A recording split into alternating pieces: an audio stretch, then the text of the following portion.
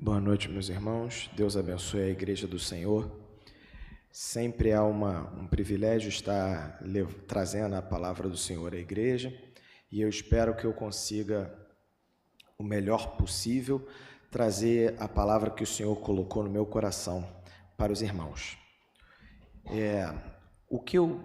Que Deus falou comigo, que eu vim trazer aos irmãos hoje, eu estava pensando o seguinte: hoje em dia, atualmente, uma pessoa que precisa viajar de carro para longe, que vai para outro estado, outra cidade, que vai para longe, hoje em dia é muito mais fácil. Hoje em dia, atualmente, é muito fácil.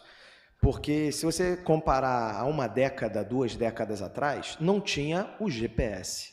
Hoje em dia você bota lá, você pode botar no estado do Amazonas e vai te ensinar a chegar lá de carro. Tudo bem que vai levar um tempão, mas dá, é possível. Se eu botar qualquer endereço lá, você chega lá. Vai te mostrar toda a rota. Na verdade, vai mostrar o local exato que o carro está em tempo real, naquele instante, a cada instante vai atualizar. E também vai mostrar, vai ser traçada toda a rota que vai ser trilhada desde a sua origem até o seu destino. Tudo. Antigamente não era assim. Antigamente, se você vai para um lugar que você não conhecia, longe, você precisava de um mapa. E o mapa é um pesadelo. Era uma tarefa que não era muito fácil. Quantas pessoas... Quem aqui já viajou com mapa na mão? Alguém já viajou com mapa na mão? Quem tem mais 50, né? E de quem viajou com mapa na mão, se perdeu pelo menos uma vez? No mínimo uma vezinha se perdeu, né? Olhou assim, já devia ter entrado, não é isso? Era para eu ter entrado 2 entradas lá atrás. Com GPS a gente ainda erra. Verdade ou mentira, não é? De vez em quando você está com GPS, ele indica assim, em 50 metros vira à direita. Aí você 40, 30, 20, 10. Aí você passa e perdi. Porque não é tão fácil assim, mesmo tendo essa tecnologia, a facilidade, não é ainda tão fácil. Mas antigamente era muito mais difícil. Era muito mais difícil de se situar e até mesmo, de vez em quando, de manusear. E aí que está um detalhe interessante. Era difícil até de manusear. Você abria um mapa, geralmente era uma folha grandona, você tinha que desdobrar e desdobrar e desdobrar, e ficava um negócio enorme na sua frente, e você tinha que ficar se guiando e dirigindo e guiando, e era bem complicado. E rasgava, e molhava, e se molhasse, aí já era, e se rasgasse, e agora? E às vezes você estava olhando o mapa de cabeça para baixo, porque era para ir para um lado, você estava indo para o outro. Bom, pesadelo. Eu vou pedir permissão aos irmãos, eu vou fazer só uma citação de um texto, porque é um texto longo, então por hora eu vou pedir a licença para os irmãos, para nós não lermos ele todo, mas eu vou citar o texto de João, capítulo 14, dos versos 1 até o 14. Ainda vou precisar de mais um texto mais na frente, mas esse texto de João, vocês podem ficar à vontade, podem ir folheando aí enquanto eu estou falando, que eu acho que isso também é muito valioso. Às vezes, enquanto o pregador está falando, você pega o texto e vai lendo à vontade, no seu tempo, e você vai percebendo coisas que você não perceberia se eu estivesse aqui narrando o texto para você. Nesse texto, é um texto de João. E João, eu já falei aqui mais uma vez, eu não concordo, eu divirjo daqueles irmãos que acham que João é o melhor livro para começar a ler a Bíblia. Eu não acho. Para mim, ele é um dos piores, no sentido de que ele é muito difícil. Dos 4 evangelhos, na minha opinião, ele é o mais difícil de todos. Ele é muito difícil de ler. João não está preocupado com a ordem cronológica dos eventos, ele não está preocupado em falar uma linguagem muito simples, ele não está preocupado com nada disso. As preocupações de João ao escrever são preocupações muito específicas para a época dele, é um livro difícil. Mas muita gente, devido ao fato de ser o discípulo do amor, aí todo mundo acha que é um texto bom para começar a ler. Eu não acho. E esse texto de João 14, do 1 ao 14, para mim é a marca registrada de quanto que João é difícil. Jesus fala assim, meus filhos, eu vou mencionar aqui livremente, mas depois os irmãos podem ler, eu até recomendo que leiam. Creiam em Deus e creiam em mim. Aí ele fala, na casa de meu pai há muitas moradas. Se não fosse assim, eu não teria dito que eu ia lá preparar lugar. Aí, depois disso, eu vou vos preparar lugar. E aí, para onde eu vou, vocês já conhecem o caminho. E aí, Tomé perguntou, Senhor, nós não sabemos onde que o Senhor vai, como que a gente pode saber o caminho? Aí Jesus fala, eu sou o caminho. E ninguém está entendendo nada dessa conversa, né? Eu sou o caminho, mas peraí, ele está indo para algum lugar, ele pega um caminho que o caminho é ele mesmo. Ele está indo para um lugar no qual ele é o próprio caminho, aí Tomé não está entendendo nada. E aí Jesus faz uma explicação linda, maravilhosa. Aí falou assim, eu sou o caminho, a verdade e a vida, ninguém pode chegar ao Pai a não ser por mim. Agora vocês me conhecem, então conhecerão meu Pai. Tá difícil, tá? A gente já leu esse texto várias vezes, pode não parecer difícil, mas esse é um texto bem difícil de entender. Aí Filipe fala, Senhor, mostra-nos o Pai, e assim a gente não vai precisar de mais nada. Filipe fala isso, um dos discípulos. E aí Jesus responde, aí Filipe deve ter achado que agora arrebentei. Mandei uma resposta para Jesus que agora brilhei. Filipe pensou. Aí Jesus falou assim, faz tanto tempo que eu estou com vocês, Filipe, e você ainda não me conhece? Depois da resposta de Filipe, Senhor, se o Senhor nos mostrar o Pai, não precisaremos de mais nada. E que coisa bonita, né? Se nos mostrar o Pai, não precisaremos mais nada. Jesus falou assim, estou com vocês há tanto tempo, você não me conhece. Quem me vê, também vê o Pai. Como é que você diz, me mostre o Pai? Será que você não crê que eu estou no Pai e o Pai está em mim? Veja bem, olha como é que esse texto é difícil. Estão percebendo como é que... Eu estou no Pai e o Pai está em mim. O que isso significa? É muito complicado para alguém que está começando a ler a palavra, começar por aí, é um texto bem complicado. E aí, eu digo a vocês, aí Jesus responde, o que eu digo a vocês, não digo no meu próprio nome, o Pai que está em mim é quem faz o seu trabalho. Creiam no que eu lhes digo, eu estou no Pai e o Pai está em mim. Se vocês não creem por causa das minhas palavras, creiam pelo menos por causa das coisas que eu faço. Ok, está o suficiente até aí. O que eu quero tirar desse texto, na verdade, a concatenação de ideias vai até o versículo 14. Depois do versículo 14, já muda um pouquinho, ainda é no mesmo contexto, mas já muda um pouquinho a temática do que Jesus está falando. E essa conversa, Jesus está mostrando o seguinte, Jesus era o mapa. Ele falou o seguinte, se você me vê, você vê o Pai. Não significa que quem estava olhando para o rosto de Jesus via um brilho e aquele brilho era o rosto de Deus. Não era isso. Eu tenho um professor no seminário que ele recomenda que todo texto seja lido de forma literal, exatamente o que está escrito. Só que a Bíblia está lotada de alegorias, mais ainda em João. Dentre os evangelhos, João é o que usa a maior quantidade de alegorias, usa várias. Provavelmente o pessoal que estava ouvindo ele, estava lendo, já entendia tudo que ele estava falando. Para a gente que vive muito depois, em outra realidade, outra cultura, é um pouco mais difícil. Jesus estava se mostrando como um mapa. Quer chegar a Deus? Olhe, leia o mapa. Jesus era o mapa. Jesus conduz até Deus. E ele conduz os discípulos que estavam tão preocupados em encontrar um caminho. Eles ainda não estavam entendendo que o mapa para esse caminho já estava com eles há muito tempo. Jesus era o mapa. Vamos tentar entender um pouco mais o que isso significa. Recentemente, agora, nós falamos hoje de manhã isso na nossa EBD lá nos jovens, eu tenho me questionado bastante qual é o ponto ótimo, que também é chamado de ponto virtuoso. E isso é sincero, eu tenho realmente me preocupado com isso, tenho pedido muito a Deus, tenho conversado com algumas pessoas sobre isso. Qual é o ponto ótimo, o ponto virtuoso em eu me preocupar em conceder uma vida melhor para mim e para minha família? Onde que está o melhor ponto disso? Me dedicar a conseguir a melhor vida para mim e para minha família e me dedicar ao que não sou eu.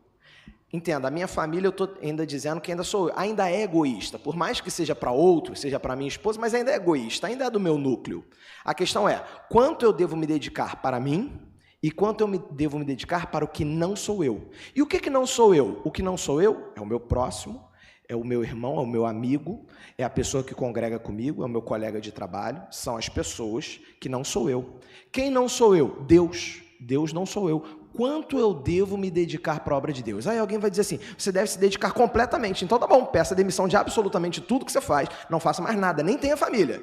Vem só para a igreja e fica orando o tempo inteiro. É isso? Certamente que ninguém vai dizer que é isso. Então onde é que está o ponto ótimo? Eu não vou trazer essa resposta porque eu estou buscando ela. Isso tem me inquietado bastante. Esse ponto ótimo que tem sido muito difícil. Por quê? Deus tem abençoado tanto a mim e a minha família recentemente, abençoado de várias formas diferentes, que de vez em quando eu já percebi que eu fico até deslumbrado até fico um pouco distraído, olhando quantas coisas que Deus tem me dado. E não tem ingratidão nisso que eu estou falando. Eu consigo ter meu coração grato, Senhor, muito obrigado. Mas qual é o próximo passo depois da gratidão?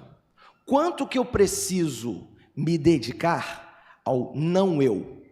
Quanto que eu preciso me dedicar a Deus? Quanto que eu preciso me dedicar às pessoas?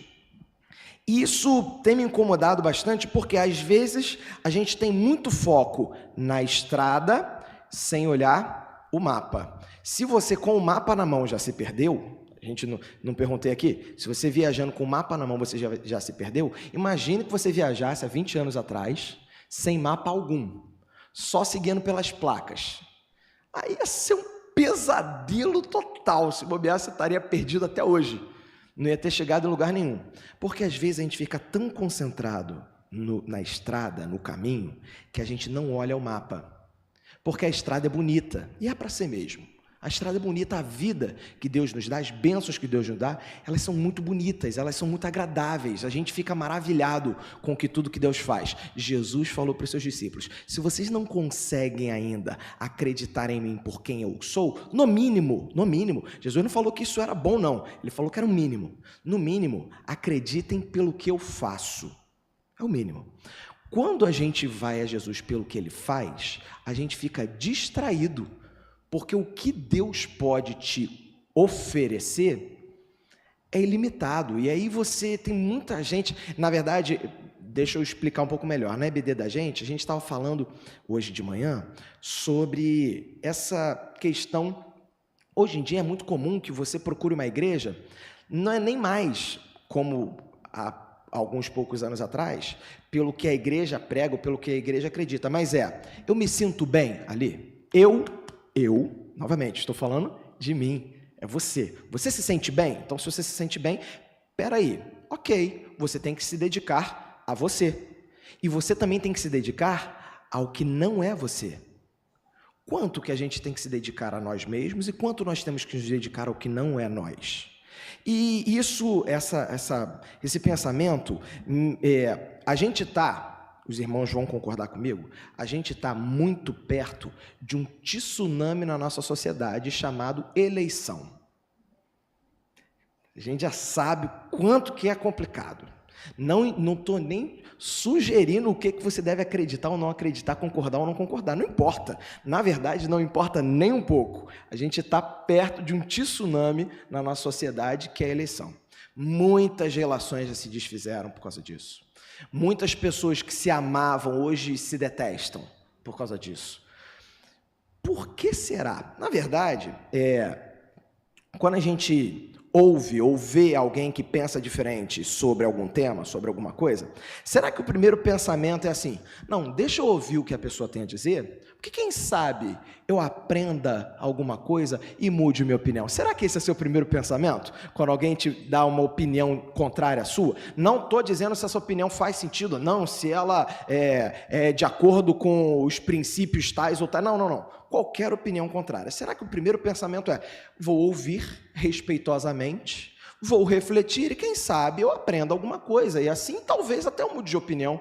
Será que esse é o primeiro pensamento? Eu garanto que não é o primeiro pensamento de ninguém. Se você vê alguém que discorda de você, você faz de tudo, seu cérebro já te força a ir contrário. Não, peraí, como que eu posso dizer que ele está errado? Primeiro pensamento é, preciso provar que ele está errado. Esse é o nosso primeiro pensamento. E acaba que, por causa disso, a gente vai enchendo a nossa vida e a nossa fé de tanta porcaria. O que eu quero dizer com porcaria? Coisa dos porcos, coisa dos comuns. É isso que eu quero dizer com porcaria. Coisa comum, coisa humana, coisa pequena, coisa baixa. A gente perde tanto tempo, perde tanta energia se preocupando com as coisas dos porcos, que a gente para de se preocupar, ou pelo menos se preocupa um pouco menos das coisas preciosas.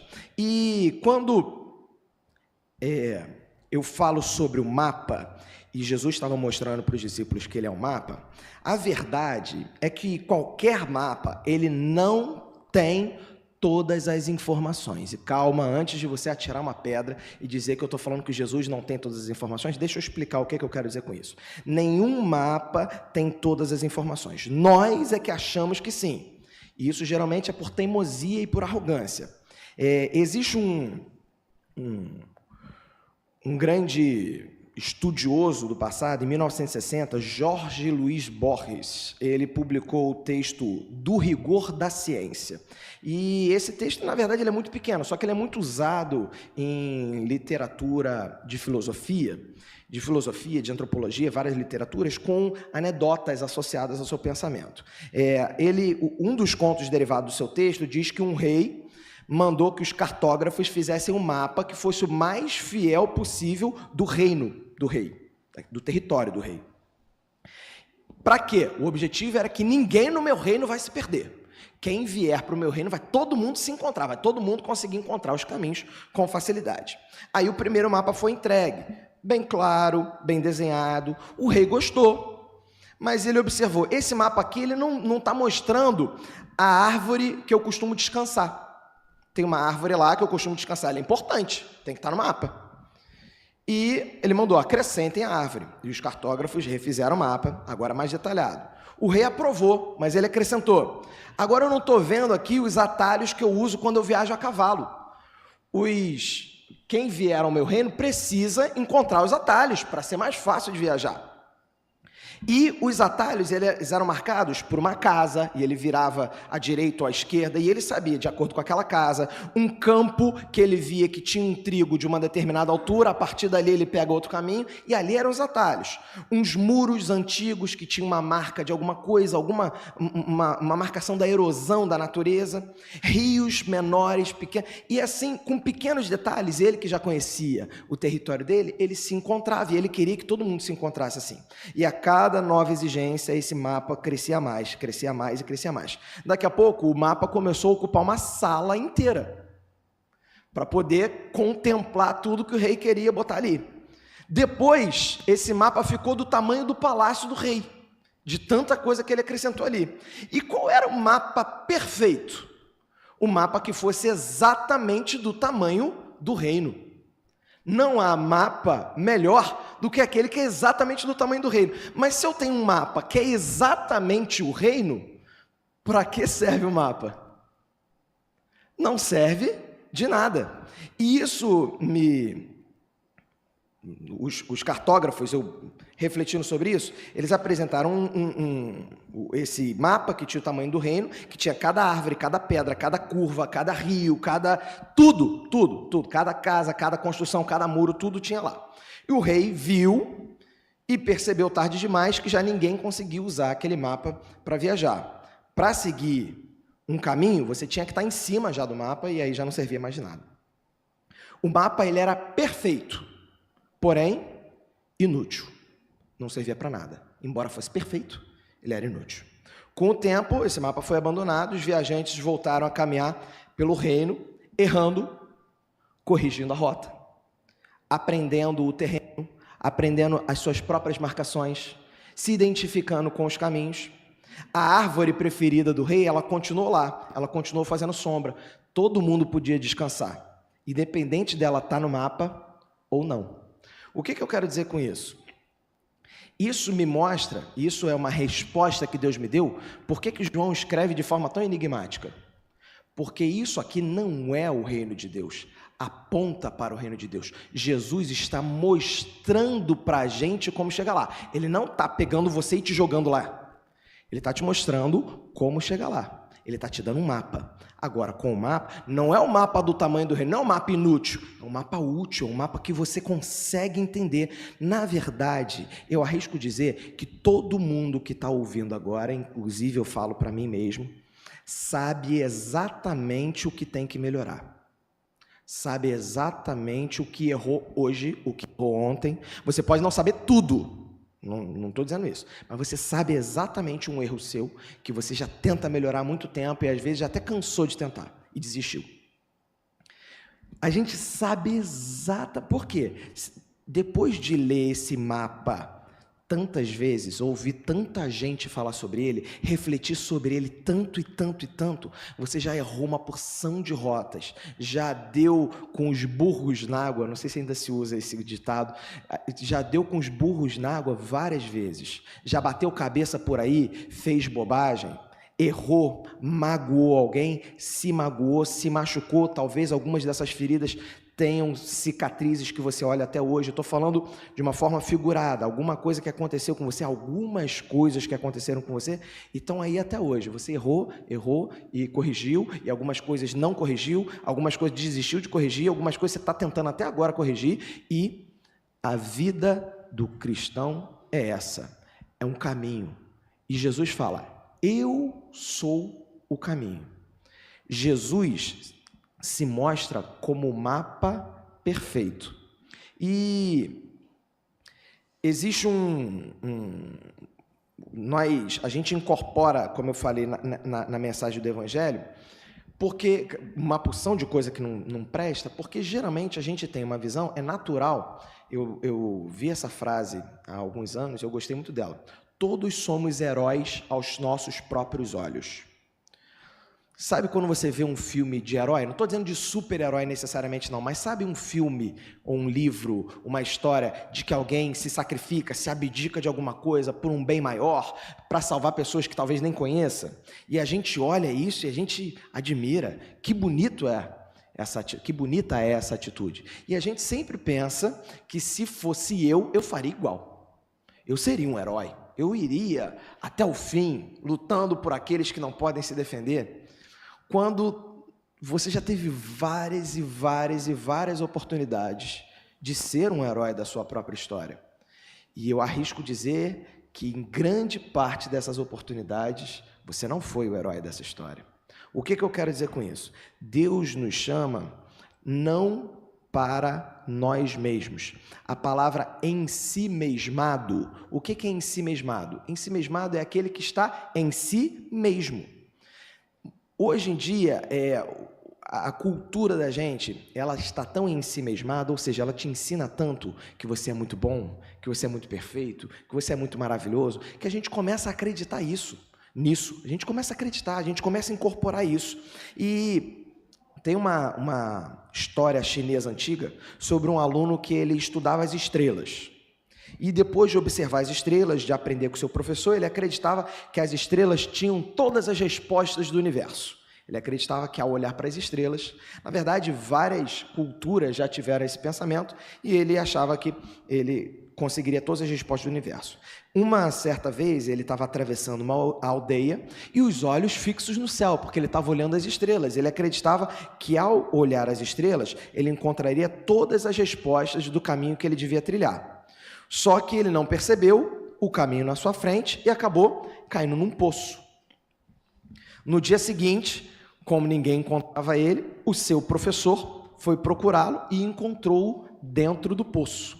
E ele disse, se não consegues ver o que está aos teus pés, como pretendes entender o que está acima de ti? Se a gente não consegue entender o básico, se você não consegue amar o seu próximo, se você não consegue ajudar alguém, se você não consegue orar pelo pastor Nélio, se você não consegue fazer o simples, como é que você acha que você vai ser um grande herói da sua história? Que você é uma pessoa muito boa, muito maravilhosa? A gente não consegue fazer nem o simples. Jesus Cristo falou isso. Como que eu posso dizer que eu amo a Deus a quem não vejo, se eu desprezo o meu próximo a quem eu vejo?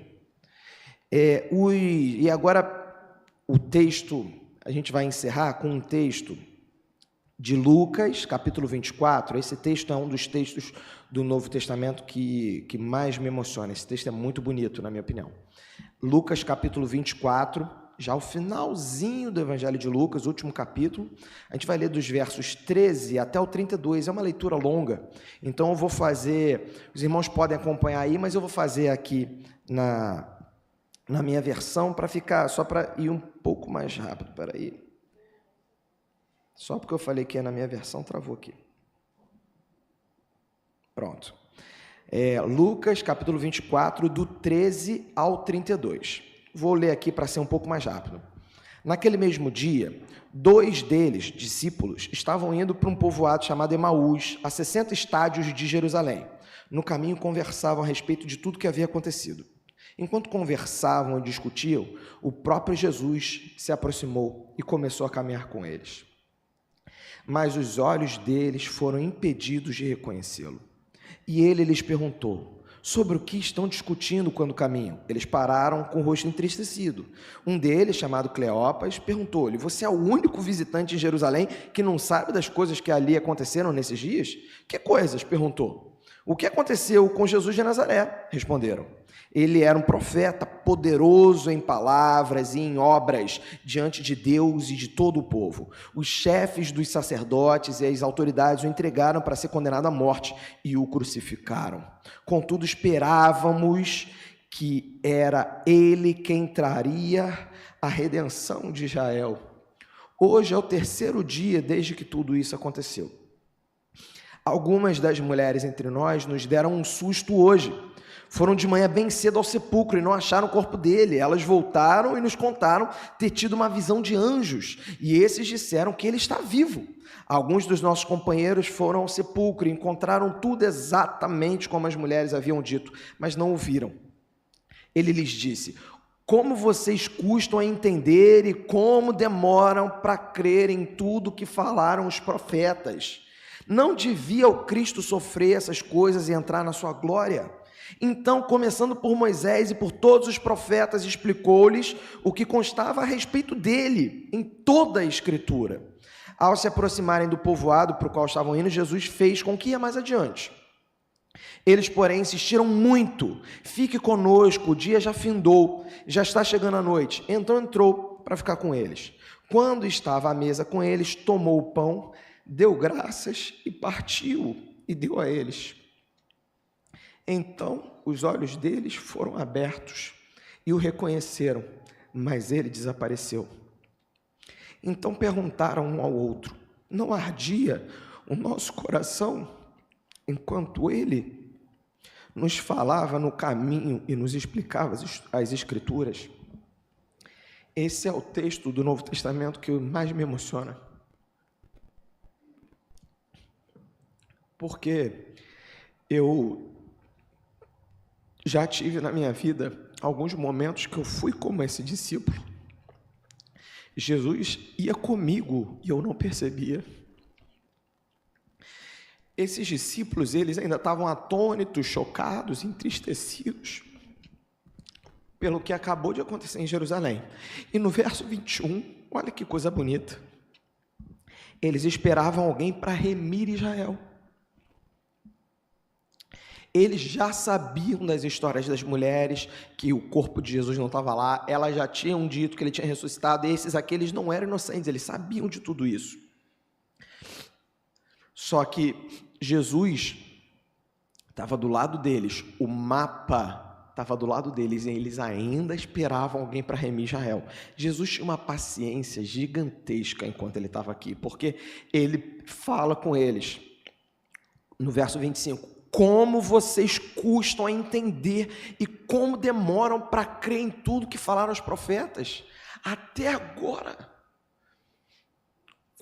Quantas vezes Jesus vai precisar se mostrar para você entender, para você saber o caminho que você devia trilhar? Quantas vezes você vai precisar errar mais uma vez e mais uma vez se arrepender? Quantas vezes você vai precisar repetir o mesmo erro? Hoje, o meu convite é para nós lermos esse mapa com mais atenção e mais humildade. Você não sabe tudo. Você não sabe tudo. Nem o mapa te mostrou tudo ainda. Paulo fala que ele conhecia de uma forma embaçada, de uma forma parcial. Mas um dia Paulo disse: eu conhecerei assim como sou conhecido. Você ainda não conhece tudo. Humildade, você não conhece tudo, você não sabe tudo. Estamos aprendendo, estamos lendo um mapa, estamos caminhando um caminho muito difícil, com muita distração, com muita coisa que te desvirtua, que te tira um pouquinho, você se distrai um pouquinho, erra o caminho, lê errado, ou então nem lê, deixa de ler o mapa que está do seu lado. E a gente acaba errando.